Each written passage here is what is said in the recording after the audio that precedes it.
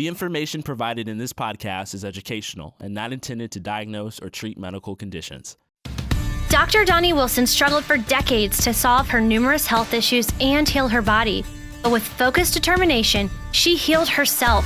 And in doing so, she discovered the Dr. Doni Stress Recovery Protocol. On this show, you're going to hear from doctors, nutritionists, and experts, along with Dr. Doni, who will give practical advice and wisdom to help heal your body. This is how humans heal. Hey guys, this episode is from one of Dr. Doni's live Facebook streams where she answered listeners' questions live on Facebook. I'm Dr. Doni Wilson, and I'm a naturopathic doctor. I graduated from Bastyr University in the year 2000, so that's 20 years ago. And I completed a residency in naturopathic medicine as well at Bastyr.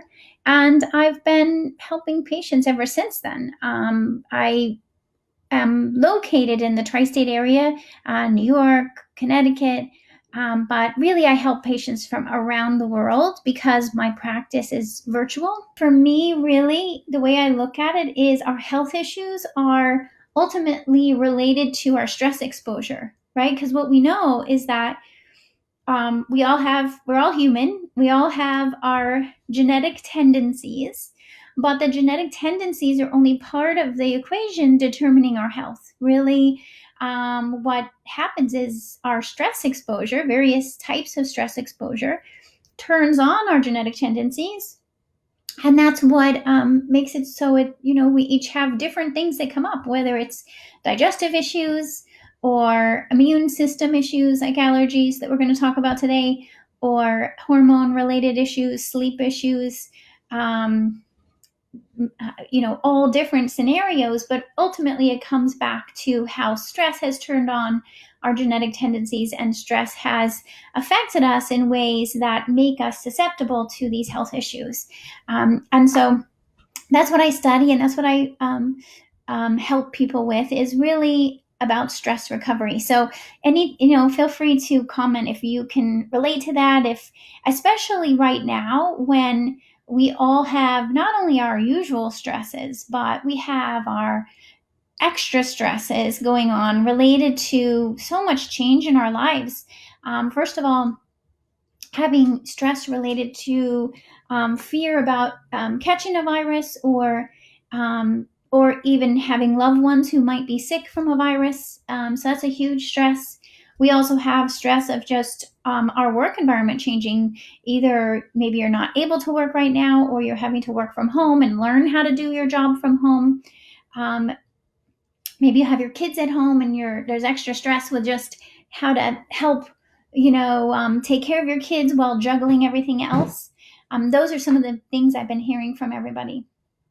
Let's see. Allergies. Yes. Thank you for your question. What to do about runny nose and itchy eyes. So let's dive into more about allergies. By the way, I grew up in the Northwest, so Washington and Oregon, and I had terrible allergies. Like, I get it. I think when I was in college, I had such bad allergies. I think I would just walk around literally with a roll of toilet paper, or if I didn't do that, that's what I wished I could do because my nose was running so much and I was sneezing so much constantly. And at that point in time, I tried everything. I tried over-the-counter things for allergies, every type of allergy medication. I went to doctors and tried medications. And the thing, maybe you can relate to this, is that everything I tried over-the-counter medications and prescription medications for allergies just made me feel worse. I would feel groggy and dry and headachy. And I was like, wait a minute, if I feel worse with the medication, I'd rather just deal with the allergies. But the allergies would really ruin my springtime because I didn't want to be outside with the pollen. And I just was like, when can this be over? When can this pollen situation be over? So I also have a history of dust allergies. So even when it wasn't spring allergies, if I cleaned the house or, dusted, I would be sneezing my head off. And I think probably some of you who have allergies can relate to just that constant drippy nose, sneezing a million times. And There can also be other symptoms related to allergies, like you might get sore throat, you might be coughing, it might be disrupting your sleep. It can definitely cause headaches, sinus pressure, and when you have allergies, it can also make you susceptible to sinus infections. And if you're blowing your nose a lot, it can make your nose all raw and sometimes irritated, or even get a little infection around your nose from blowing your nose. Believe me, I've been there, done that. And what I can say now is my allergies are like so minimal. I would like to say it was zero. It's basically zero. Now I have the tiniest, maybe if I'm right under some pollen, I might sneeze once and that's it. So it's now I feel so glad to be able to, say that I'm not having allergies, and for one of the first times in my life. And I want to share with you how I got to there, because it's one of those things where a lot of times we feel like allergies is impossible to change. Like we kind of have this understanding that once you have allergies, that it might just stay that way.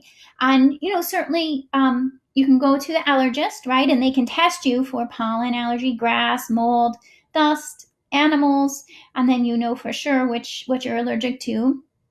And you can do allergy shots. Maybe some of you have tried allergy shots, which is essentially like a low dose exposure until your immune system kind of stops reacting to the allergen. But those can be, it takes a lot of time, cost, and injections. So you have to go in and out of the doctor's office for these injections over sometimes years. And I do have patients who've told me that they get some benefit from going through that. But to me, that's a lot to go through for not sure how much percentage benefit. If any of you have gone through that and seen results or not seen results, I'd be happy to hear from you. By the way, of course, with recording this, this is me just sharing educational information. I really want to be able to share with you my experience and what I've seen help, but I want to make sure you know that you need to check with your doctor. This doesn't create a doctor-patient relationship, and I don't at all intend for any of this information to be medical, diagnosis or treatment or anything like that. So please know that this is, I want you to have information, because I believe that when you have information about your body and what has helped other people, then you can make informed decisions and you can know your body better. So that's really the intention of this information, is for you to have knowledge to help yourself more. All right, so we've covered common symptoms of allergies. We've covered, working with the allergist to identify your allergies. There's also food allergies, of course, like some people have, like, a classic food allergy would be to like shrimp or peanuts, where the person is exposed and they have to go to the emergency room because it's affecting their breathing. There's also food sensitivities, which I help a lot of patients with. And I have to say, if you asked me, hey, Dr. Doni, what helped me to get rid of my allergies? That's what I want to, share with you today. And I would say that one of the most surprising things that helped me with my spring pollen allergies was figuring out my food sensitivities, because I don't have food allergies. Like, there's no foods that will send me to the emergency room.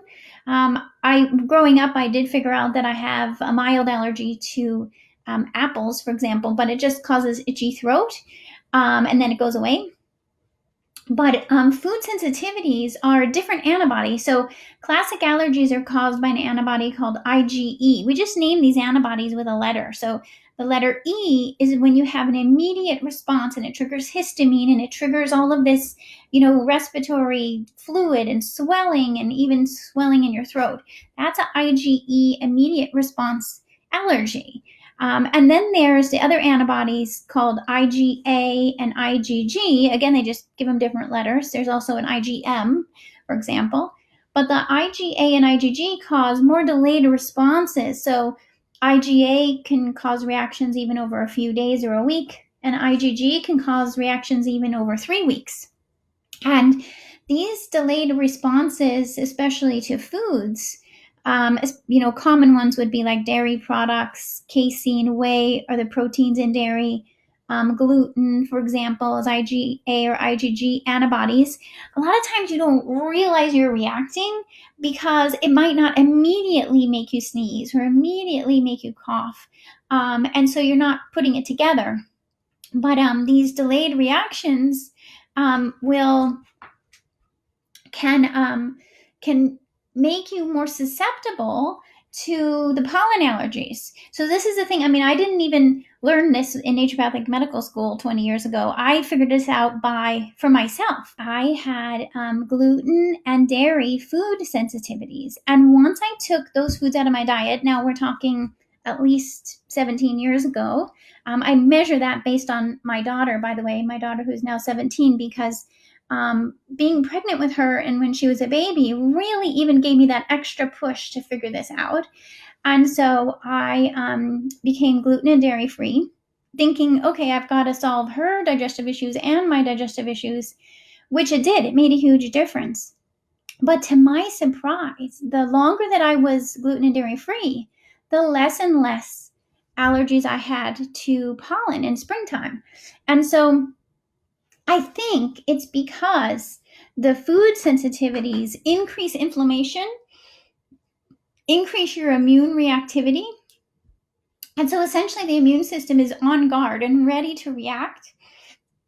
And it's ready to react to any foods we eat, but it's also ready to react to other things we are exposed to in our environment, like pollen and dust and mold and so on. You don't often connect what you're eating with what other areas of your body. Like, we usually think if I'm eating something, it's going to cause digestive issues, and sometimes it does.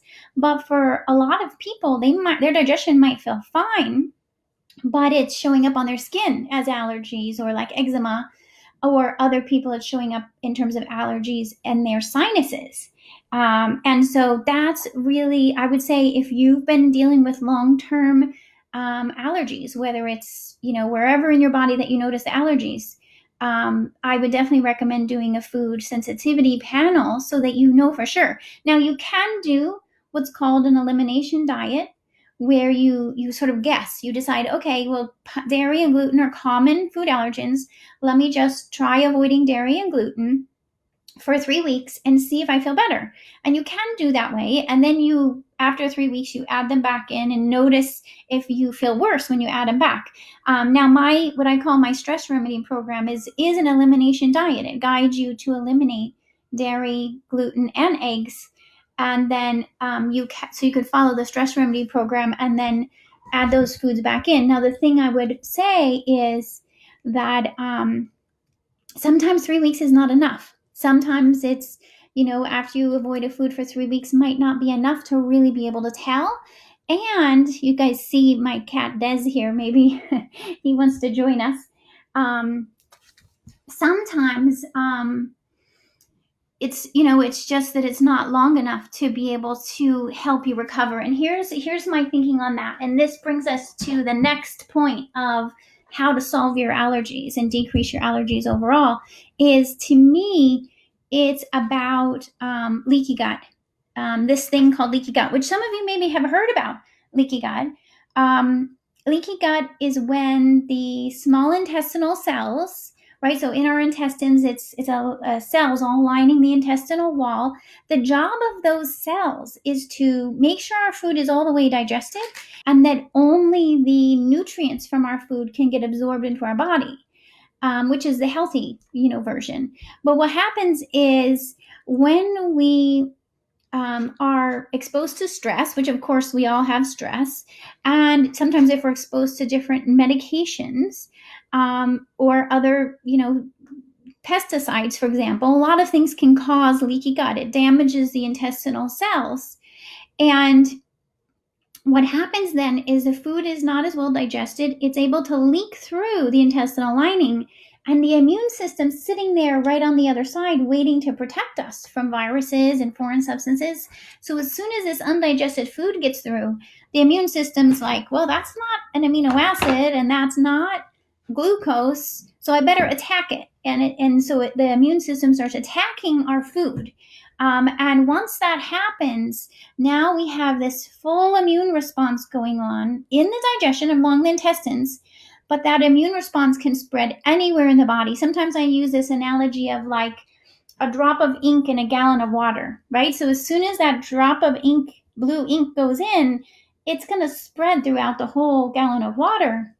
And then you're going to feel that inflammation anywhere. So it might appear on your skin. It might make you then more susceptible to pollen allergies. It might make you, for other people, it's more like headaches or joint pain, or, it can cause symptoms anywhere in the body, even autoimmunity, menstrual related issues, fertility issues, increased likelihood for HPV, on an abnormal pap smear. I've seen a lot of things related: anxiety, depression, dementia. So this inflammation from our gut caused by leaky gut is huge. And I feel like, yes, we will talk about things, natural ways that you can block histamine and prevent your allergies. But I feel like it's so important for you to know that if you get to this deeper level of managing the leaky gut, you could actually decrease the allergies so you don't have to take so much stuff. And I really think that that's why in my body, I'm finally to the place where I don't have to do, hi there, Dr. Zen. I don't have to do so much to manage my allergies because the leaky gut has been addressed. And not only has leaky gut been addressed, but my adrenals have been addressed. The adrenal glands make cortisol and adrenaline, our stress hormones. And when we're stressed, that cortisol and adrenaline gets affected. It's going to be either too high or too low. And as soon as your cortisol and adrenaline is either too high or too low, if you have a genetic tendency to allergies, they're going to come up. You're going to start to have allergies because stress is throwing off your stress system and making your immune system more likely to have, allergies. So here's the thing is, I always feel like, yes, we can do things that are going to be more natural ways to be antihistamine, but then you're having to take, and it's fine. I'm going to show you, I'm going to tell you all exactly what I do for natural antihistamines, but I don't want you to miss this deeper level that if you can address your stress, if you can help your body stay healthy while stressed by looking at your cortisol and adrenaline and get them balanced and address the leaky gut and get off of your food allergens, already you're going to have less histamine. Already you're going to have less allergies. Okay, so I think you guys got that. We got to look at food sensitivities. We've got to look at leaky gut. We've got to heal the leaky gut. Because a lot of times I hear people say, well, I'm just going to avoid these foods forever. But the thing is that that's not going to solve the leaky gut. We need to help. We can heal those intestinal cells. I got Dez's hair in my nose. We can use digestive enzymes. We can use glutamine and DGL and what I talk about in my discussion about gut health. We can use these things to heal the leaky gut so that you can get ahead of this. Oh yes, here's a good question. A lot of the foods that came up on your food panel are foods you ate often.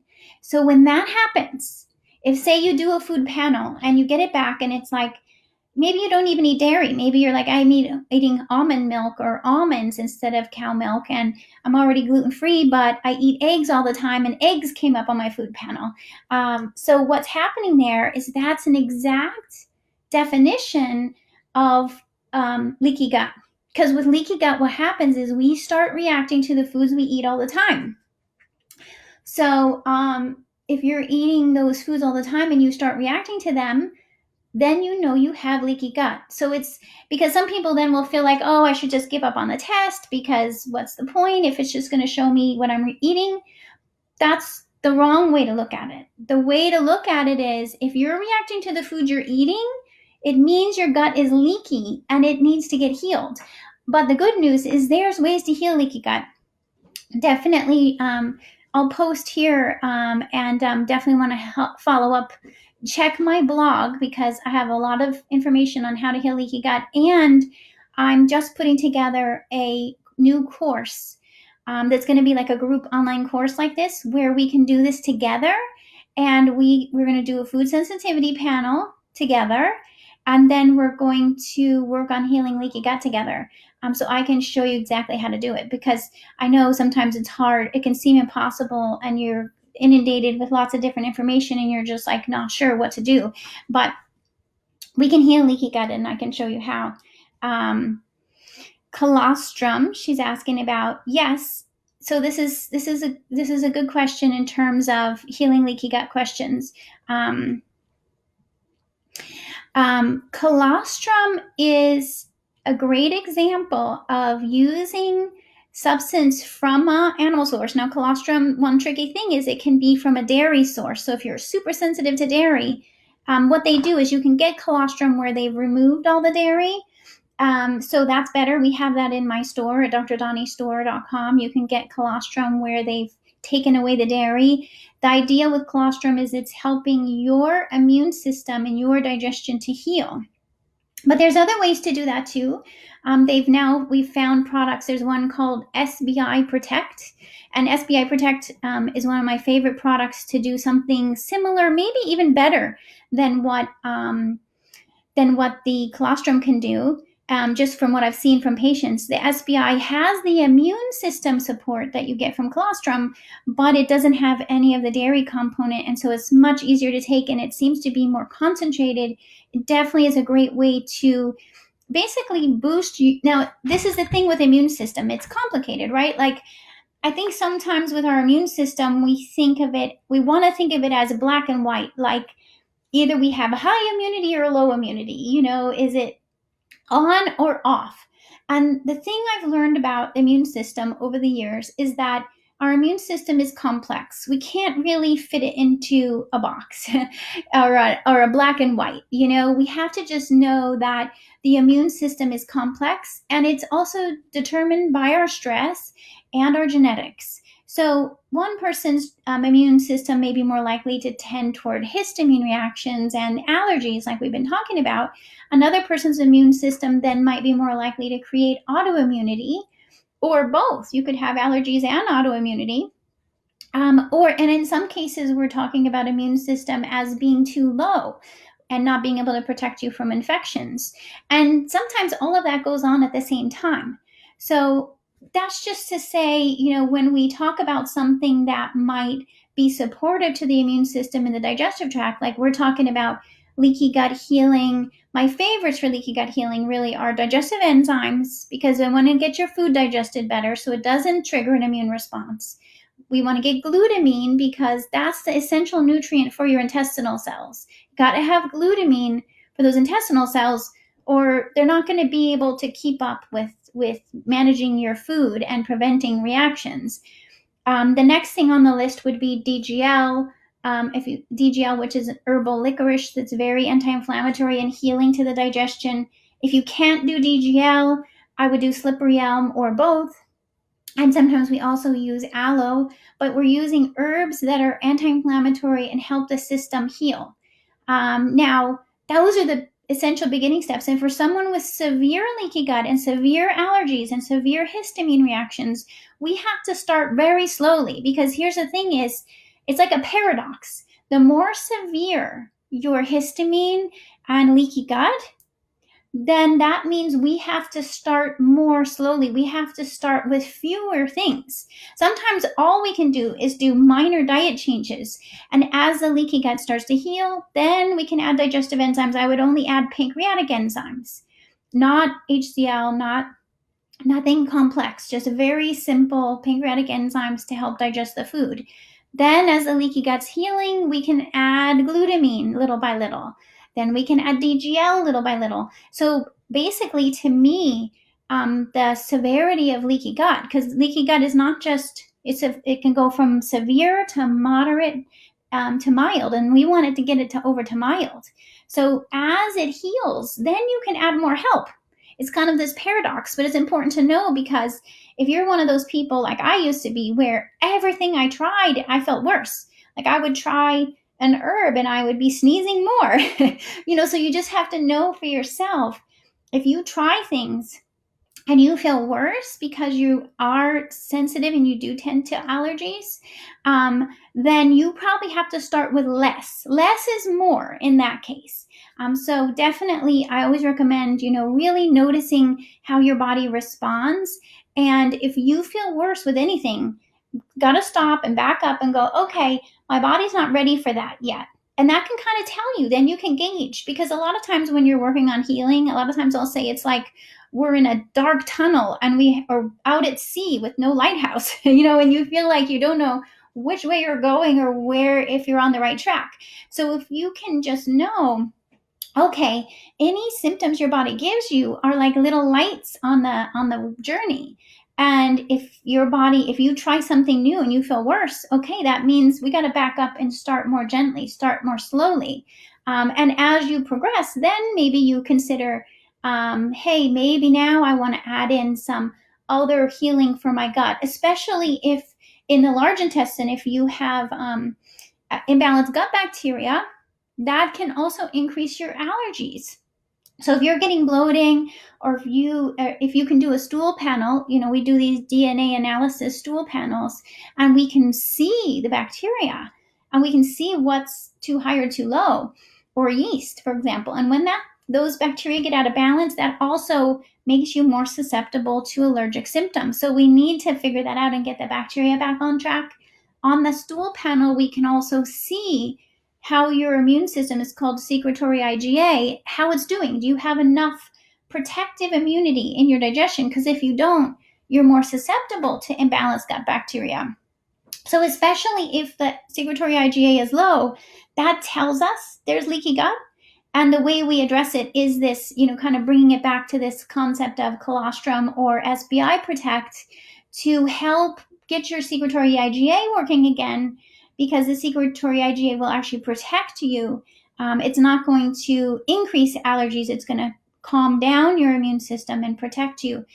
So that's this is where it's important to understand the immune system and how you can support on this side and help calm down the histamine on this other side. Let's see. Let's come back to talk about histamine. So histamine is separate from the antibodies, because we've been talking about antibodies like IgE, IgA, IgG. Separately, there's this thing called histamine, and histamine comes from mast cells. Some of you maybe have heard of mast cell syndrome, which is another way to basically say allergies or histamine intolerance. Sometimes you hear it referred to as histamine intolerance. Basically, it's when your body is just very likely to release histamine. And histamine, basically, you're going to know it because it's these symptoms we've been talking about. Histamine will cause redness, swelling, sneezing, fluid. So that can happen anywhere in the body. It's going to just be redness and swelling, and itchiness can be a histamine reaction too. Itchy nose, itchy eyes, itchy throat. Some of you could probably relate to that. So yeah, and she's mentioning Ehlers Danlos, which I also have Ehlers Danlos syndrome, and I'm sure that's why by the way, this is Zorro here.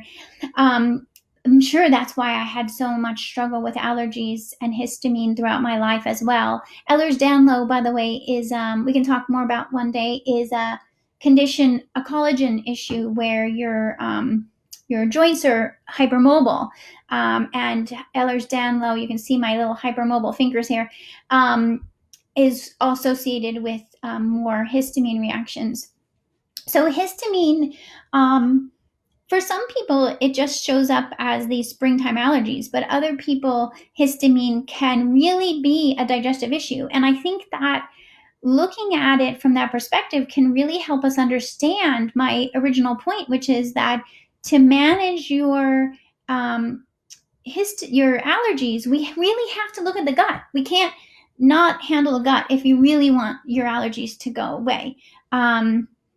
We really need to handle the gut and those of you who have a lot of histamine intolerance and histamine reactions in your digestion, or say a bacterial overgrowth, like SIBO is bacterial overgrowth in the small intestine, we talked about when that's happening, you've got leaky gut, imbalanced gut bacteria, your immune system's going to try to protect you.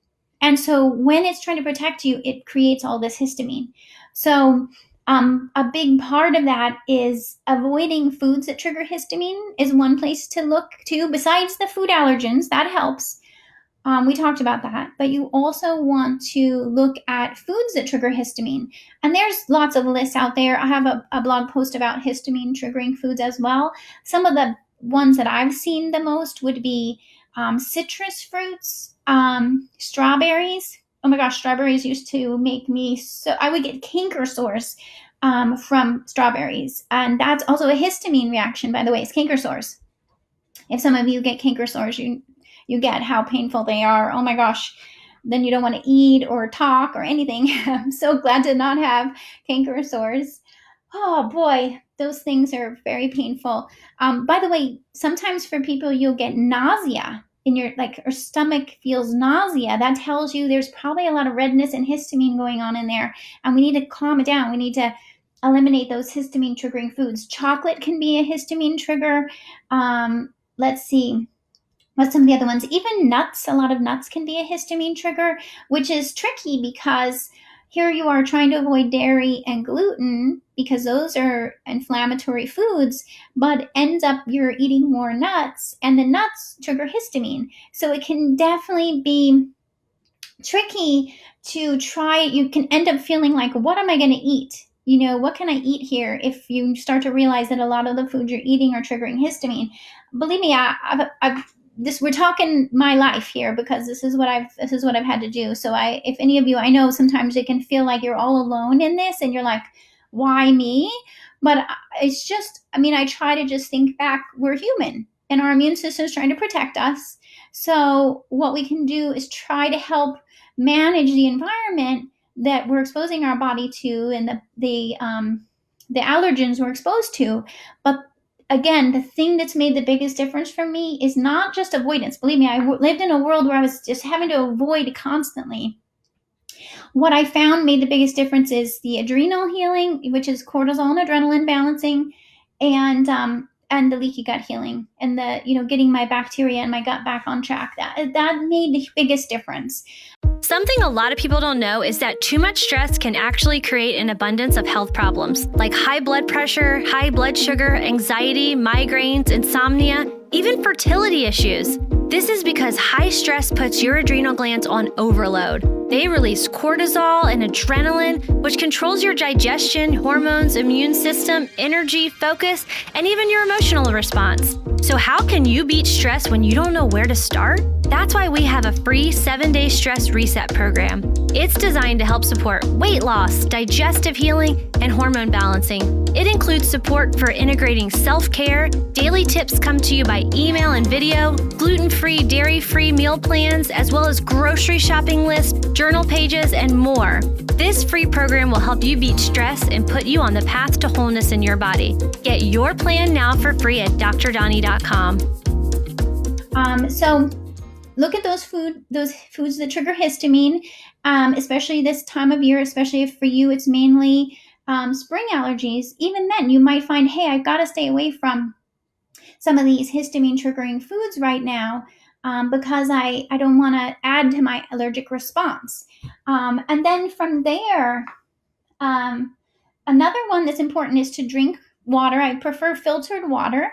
But another thing you might consider that I've seen helpful for histamine is to put a little pinch of sea salt.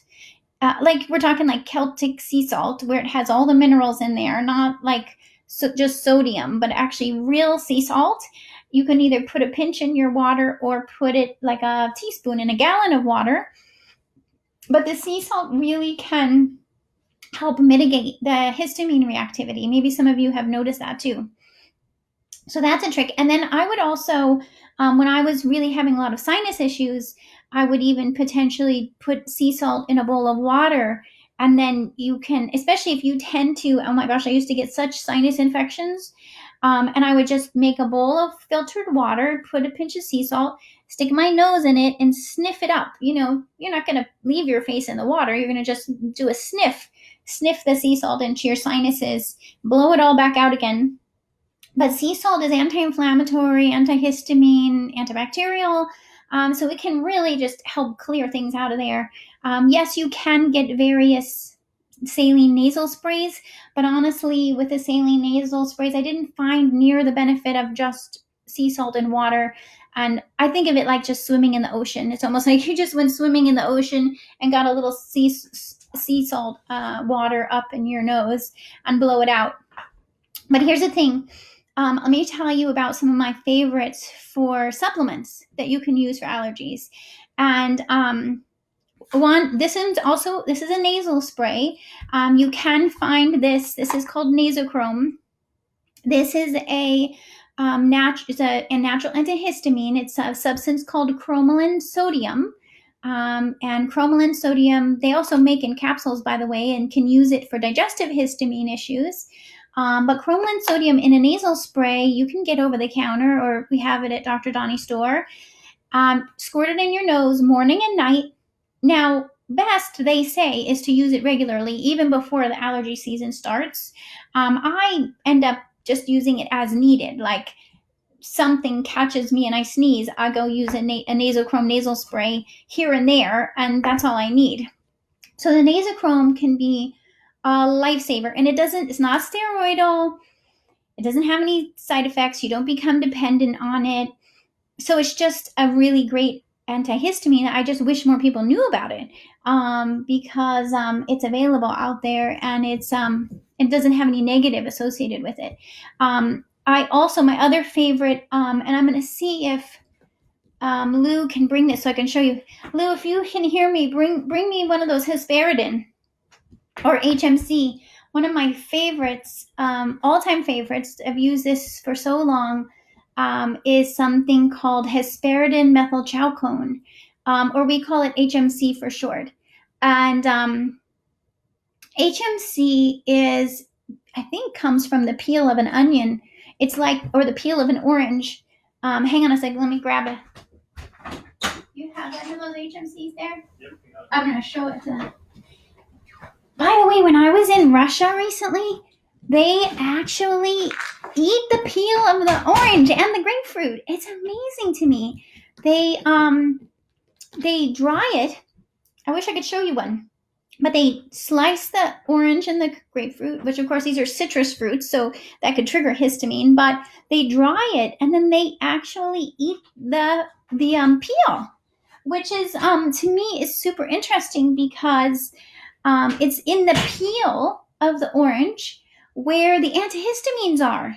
And maybe the problem is that we've been eating citrus without the peel, and that's why we're reacting to it. If we would eat the peel, we would get the antihistamine part. But instead of having to eat the peel of an orange, you can just use Hesperidum, which is a natural antihistamine. The great thing about Hesperidum is that it can prevent the mast cells from releasing histamine. These are capsules, and you can take, I usually gauge the dosing. You can take 1 or 2, even every 4 hours if you need to. What I find for myself is it decreases any of the fluid production, so you're not having all that runny nose and fluid going on all the time, and that really makes a difference. It decreases the inflammation.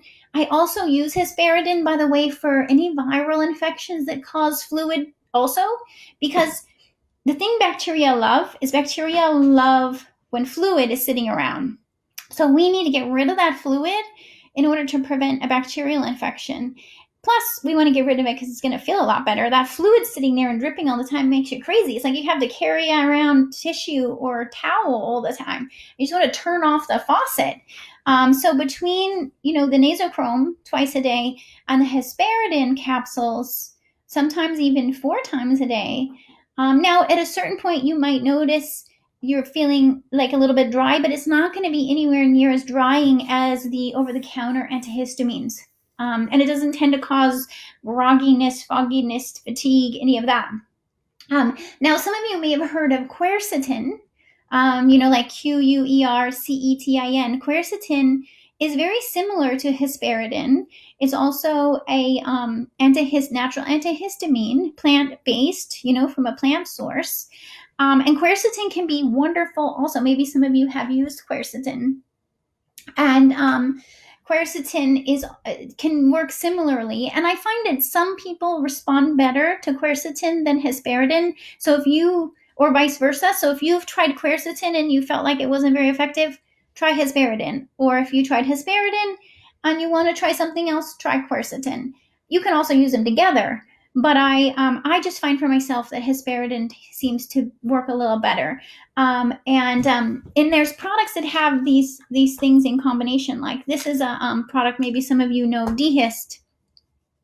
So the idea here is that it's going to block histamine, and it has quercetin in it, but it also has stinging nettles, which is an herb that is an antihistamine. You can also get stinging nettles by itself. And then this product has some vitamin C. Did you know vitamin C is actually antihistamine? So you can, one of the simplest things you can do for allergies is take like 500 or 1,000 milligrams of vitamin C twice a day, because vitamin C is going to help block the histamine, and it's going to be boosting your immune system against viruses at the same time. But vitamin C is a nice, simple, especially say for kids. Maybe you can just get them to take some vitamin C. Kids a lot of times do well with Hesperidum, because you can open the capsules if you needed to. And then Dehist, a lot of people love because it has the combination. It also has bromelain. Bromelain is a enzyme, and when you take it away from food, it's anti-inflammatory. So that's when we use bromelain and take it away from food. It's anti-inflammatory for wherever your body has inflammation. So we can use it for sinus inflammation, lung inflammation, joint inflammation, you name it. Bromelain away from food will be anti-inflammatory. So that's what they have in the Dehist. And this is another product that a lot of people love to help with their allergies. Another one I want to make sure and show you, because this one actually made a huge difference for me. This is a homeopathic remedy. Now, some of you may know about homeopathy.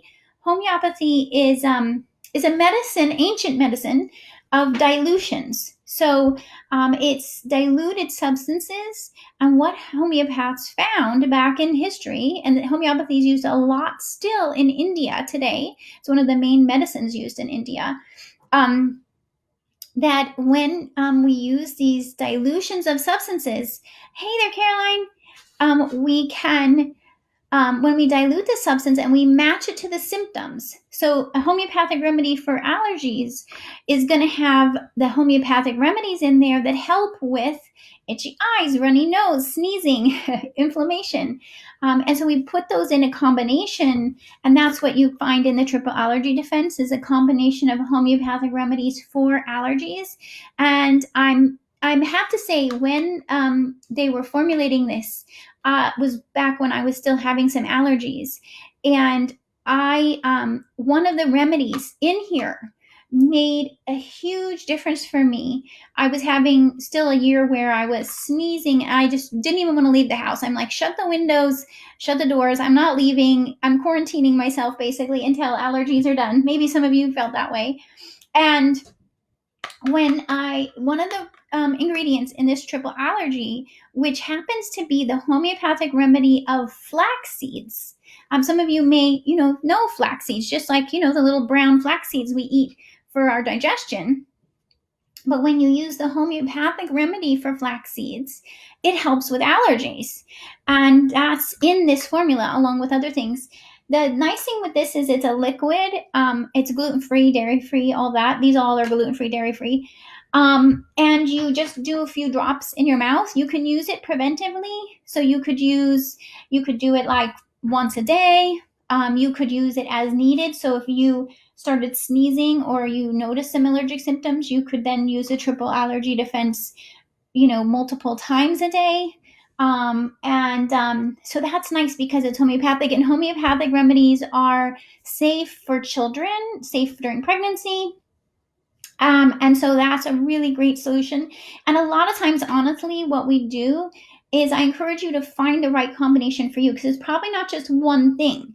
You're going to want to make the diet changes. You're going to want to make sure you're doing your self-care, right? What I call self-care is like getting enough sleep, getting some stress reduction like meditation, journaling, taking a walk, calling a friend, and then some exercise or movement. So you want to do your self-care. That's going to help reduce your allergies. And Then you can layer in any of these potentials that can help decrease your histamine and allergic responses. And you want to see what works best for you. For you, if you get a lot of sinus symptoms, I would use the nasal chrome nasal spray. If you prefer homeopathic remedies, add that in. If you like to have, capsules around that work pretty fast, I would get Hesperidum and have that around. So you want to try to find a combination that works well for you. Now, there's a couple other things I want to mention because I feel like it's important for you to know about them. For some of you, this one may sound completely out there, but the way I think about it is we talked about our gut bacteria and how important it is to have a good balance of gut bacteria. Besides just the bacteria, there's other microorganisms that can live in the human digestion. And what we are learning is it's important to also have a healthy balance of these other microorganisms in our digestion. And so there's actually quite a lot of research over the past decade about helminth, something called helminth therapy, which is just another microorganism. We usually think of probiotics, right? And probiotics are lactobacillus, bifidobacteria, the bacteria we put in our gut.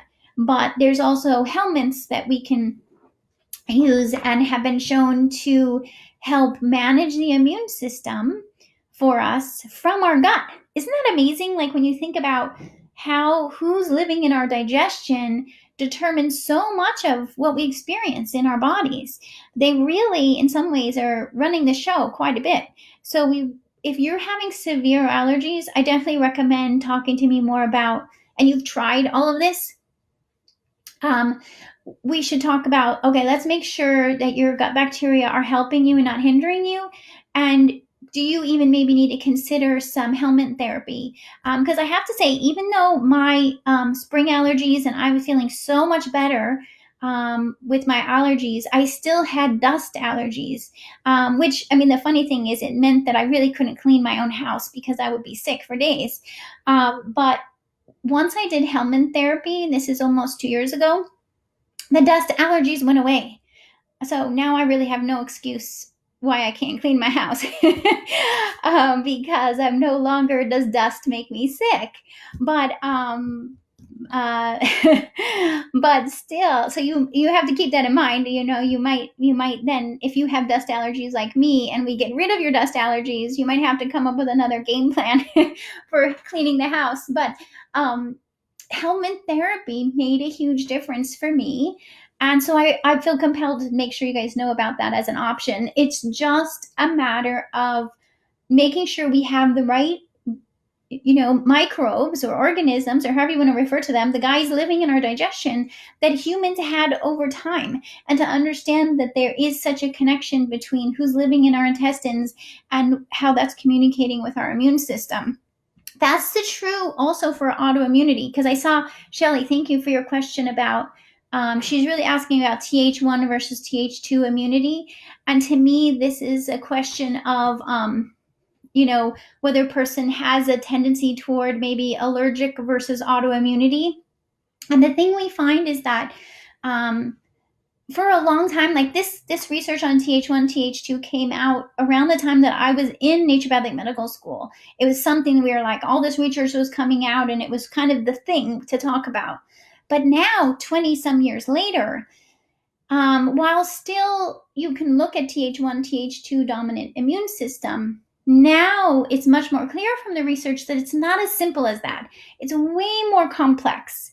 And because I think in that 20-year span, we also have learned so much more about who's living in our gut and how that influences our immunity. And we've learned so much more about leaky gut. And so the more information we learn, the more we understand that our immune system is really complex.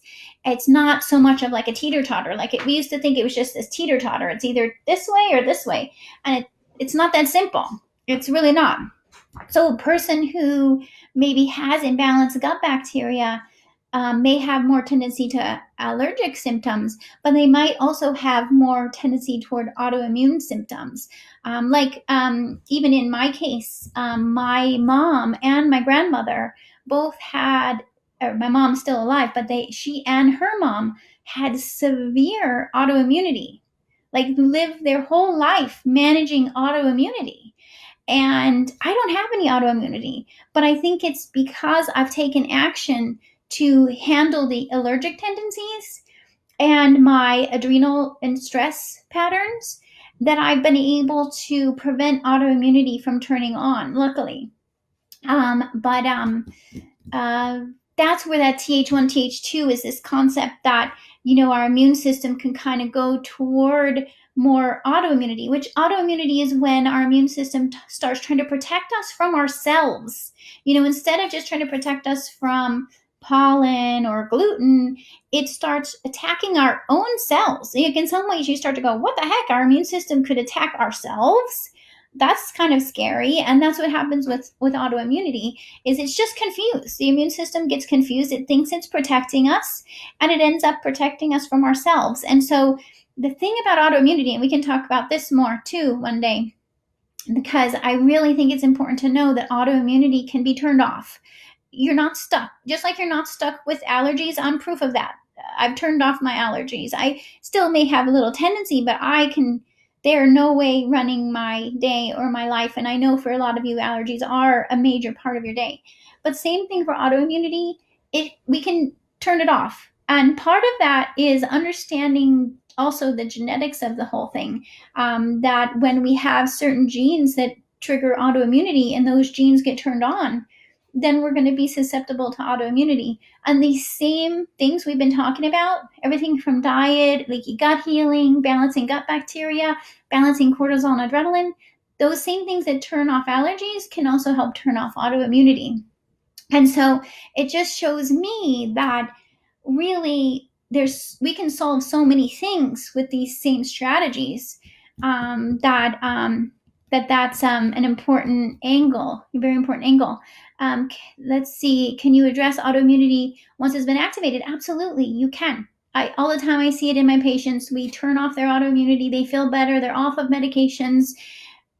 If you have or you know someone with autoimmunity, please help them know that there's more they can do about it, and not to give up. And mast cell syndrome, we definitely talked about that.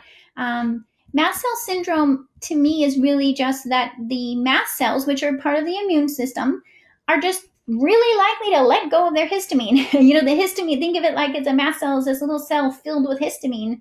And with mast cell syndrome, it just easily bursts out its histamine, and then you get all of these allergic symptoms. So really, then you'll hear about substances that are mast cell stabilizers. Basically, they're trying to stabilize the mast cell so it doesn't release a histamine. And that's the same thing as a lot of times we call those antihistamines, vitamin C, Hesperidum we talked about, Quercetin we talked about, anything that try to calm down those mast cells and not let them explode with histamine is what we're trying to do. And so that's a strategy for sure, and it can help decrease your symptoms. But the thing is that to me, that's only part of the strategy. Part of the strategy is calm down the mast cells, calm down the histamine response, calm down the inflammation, which we do. We have lots of natural antihistamine ways we can do that. But you could be doing that forever unless you really start to think outside the box and go, wait a minute, why is it that my mast cells and my histamine is so activated all the time? What's it trying to protect me from? Is it trying to protect me from foods like these food allergens we talked about, like gluten and dairy, for example? Is it trying to protect you from imbalanced gut bacteria? Is it trying to protect you because you have leaky gut? Is it trying to protect you because you've been under a lot of stress and it just started trying to protect you from everything in your environment? And once you start to ask that question, what is my immune system trying to protect me from? We can solve this and we can rebalance these systems.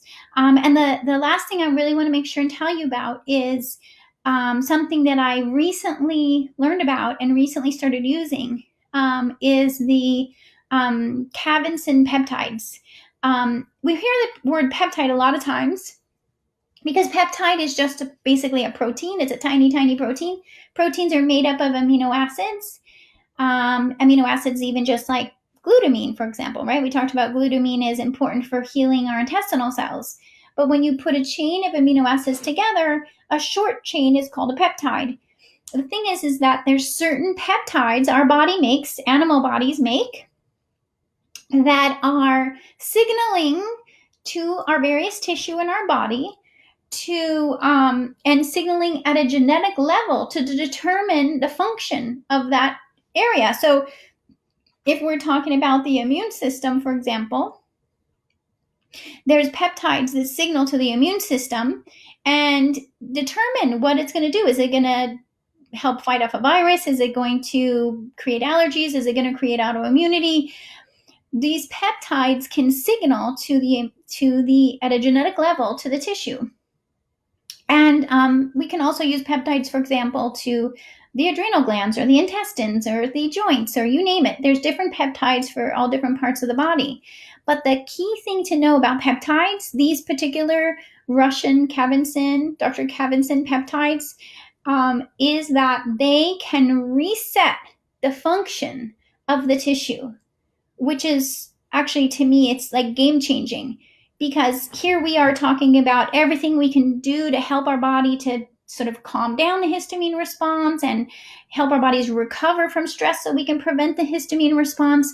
But a peptide sitting over here saying, hey, I can just go in and communicate to your immune system and hit the reset button so that it goes back to healthy function before you got exposed to stress. It's like, let's go back in time before your allergies turned on. And that's what peptides can do. So I think that's really awesome. They've been studying peptides for 50 years in Russia, and we didn't really hear about it much in the United States until recently.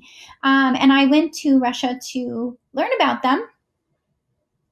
Well, I was in Russia already, and then I decided I got to go learn about them. So I went to the Kavan-Zinn clinic, met Dr. Kavan-Zinn, got treatment with the peptides, and really learned the power of how they work. And I'm just super excited because I'm already seeing great results with patients who are using peptides to help their immune system to fight off viruses, but also for all different health issues. So if this is something, again, if you are resonating with wanting to just reset your body function, reset your system, then reach out to me about peptide therapy, because it's natural, no side effects. They've researched it for decades, no side effects, safe. It's like, it's a natural substance. It's like, it's amino acid peptide. So it's amazing when we can come across something that's not a medication, doesn't have side effects, doesn't have withdrawal symptoms, wow, we can actually use something from nature to help our body. Again, I'm Dr. Doni, and you can find me here, Dr. Doni Wilson, and reach out to me if I can help you more with your allergies. For me, being able to live life without allergies is so huge that I want that for all of you too. All right, take care. I'll talk to you soon. Thanks for listening to How Humans Heal. If you liked this episode, leave a rating and a review. And for more resources, visit drdoni.com.